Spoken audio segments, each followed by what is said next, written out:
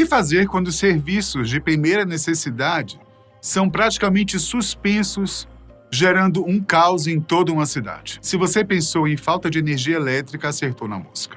E é isso que está acontecendo na Espanha e em Portugal agora.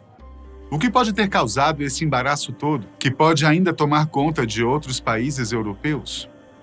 3 países europeus amanheceram no dia 28 de abril de 2025 sem energia elétrica. Espanha e Portugal, que declararam apagão geral, e França, que declarou apagão parcial, além da Bélgica, alegando ter sofrido quedas de energia em alguns lugares.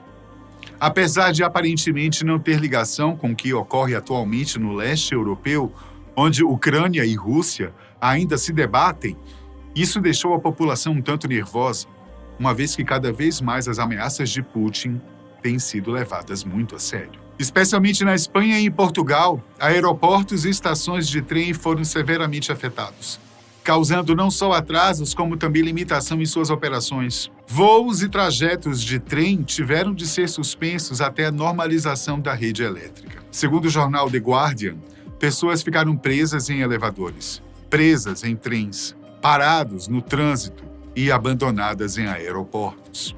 Centenas tropeçaram nos túneis escuros do metrô usando suas lanternas de celular. Outras correram para comprar itens básicos em supermercados que só aceitavam dinheiro ou iniciaram longas caminhadas para casa depois do trabalho. Os serviços de telecomunicações também sofreram interrupções. Chamadas por voz são impossíveis, enquanto o de mensagens como o WhatsApp funcionam de maneira muito limitada. Isso quer dizer que, se alguém ficar doente e precisar de uma ambulância, esqueça. É impossível até mesmo chamar emergências. Caixas eletrônicos e sistemas bancários em geral também estão indisponíveis no momento. Que loucura. Nas ruas, o cenário é parecido com o que talvez veremos num suposto apocalipse. Todos os semáforos estão apagados, enquanto milhares de veículos e pedestres tentam encontrar o melhor caminho para chegar a algum lugar. Isso está gerando engarrafamentos nos principais pontos das cidades. Postos de combustíveis também não estão funcionando, o que significa que muitos carros estão sendo deixados nas ruas por não ter como serem abastecidos. Os metrôs também estão completamente parados. Passageiros precisaram sair de túneis e caminhar até as plataformas, já que os trens que estavam em movimento pararam assim que a rede elétrica sofreu a pane. Isso sem falar nos diversos outros problemas acarretados pela dificuldade e até impossibilidade de locomoção, especialmente em cidades maiores como Madrid, na Espanha, ou Lisboa, em Portugal. Na Espanha, os hospitais, como o 12 de outubro, em Madrid, e o Materno Infantil de La Coruña, ativaram seus geradores de emergência para manter o atendimento de pacientes em estado crítico. No entanto, a capacidade destes geradores é limitada, o que pode comprometer procedimentos não emergenciais e também o funcionamento de equipamentos médicos sensíveis. Em Portugal, a situação não é diferente. Unidades de saúde de todo o país também recorreram a geradores para continuar operando. A prioridade tem sido manter os serviços essenciais, como emergências e cuidados intensivos. O prefeito de Madrid, José Luís Martínez Almeida, apelou à população para que evite deslocamentos e permaneça onde estiver. É essencial garantir a circulação dos serviços de emergência, enfatizou ele. Como parte das medidas preventivas, o torneio Madrid Open de tênis teve suas partidas suspensas. O governo espanhol convocou uma reunião de emergência na sede da Red Eléctrica, a operadora nacional desse tipo de serviço no país. O primeiro-ministro Pedro Sánchez, que esteve presente, atribuiu preliminarmente a falha a um problema na rede elétrica europeia, embora tenha reconhecido que a origem exata da falha ainda não estava esclarecida. Enquanto o Instituto Nacional de Cibersegurança da Espanha iniciou investigações para descartar um possível ataque cibernético, autoridades europeias buscam acalmar a população. Antônio Costa, atual presidente do Conselho Europeu e ex-primeiro-ministro de Portugal, afirmou que não há qualquer indício de ataque cibernético. Afirmação esta que foi reforçada por Teresa Ribera, vice-presidente da Comissão Europeia. Às 17 horas locais, A rede elétrica informou que a energia havia sido parcialmente restabelecida, com o consumo alcançando 50% da média habitual. Entretanto, alertou que a normalização completa poderia demorar de 6 a 10 horas, classificando o evento como excepcional e extraordinário. Em Portugal, a operadora REN, REN, atribuiu o apagão a um fenômeno atmosférico raro. Oscilações de temperatura severas teriam provocado vibrações atmosféricas induzidas, afetando linhas de altíssima tensão e provocando falhas de sincronização entre os sistemas elétricos europeus. A previsão para a recuperação total ainda era incerta, mas o primeiro-ministro português, Luís Montenegro, expressou otimismo, esperando o restabelecimento da energia nas próximas horas. Na França, a operadora RTE informou que regiões do sudoeste foram afetadas brevemente.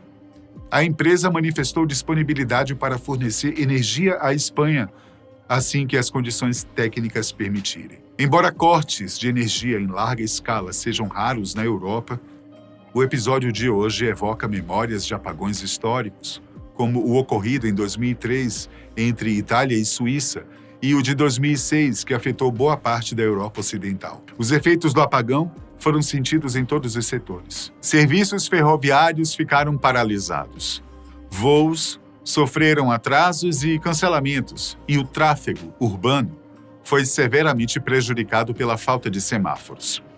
Em Portugal, regiões de Lisboa Norte e Sul ficaram no escuro. O metrô de Lisboa precisou evacuar passageiros, enquanto caixas eletrônicos e sistemas de pagamento eletrônico ficaram fora do ar. A fornecedora de água, EPAL, alertou para possíveis interrupções no abastecimento, levando uma corrida por água engarrafada e itens de emergência nas lojas. Um gráfico da rede elétrica ilustrou a brusca queda de demanda no sistema, de 27.500 megawatts para apenas 15.000 megawatts às 12h15. Em Bruxelas, a Comissão Europeia afirmou estar em estreita comunicação com as autoridades espanholas e portuguesas. A presidente da Comissão, Ursula von der Leyen, disse ter conversado pessoalmente com Pedro Sánchez para acompanhar o desenvolvimento da situação. Mas o que pode ter causado esse apagão tão repentino?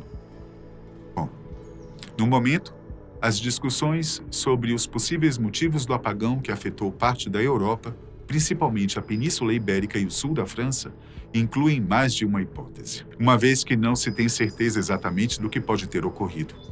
Uma delas é que pode ter havido uma oscilação na rede europeia, como mencionou o primeiro-ministro da Espanha, Pedro Sánchez.